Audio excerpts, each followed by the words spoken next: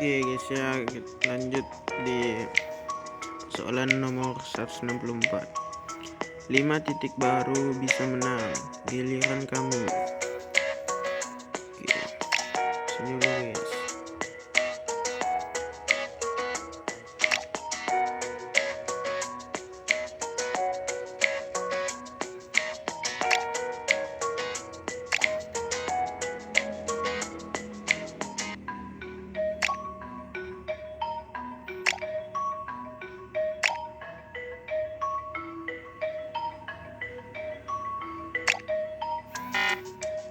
Salah guys, coba kita pencet 2 guys ya.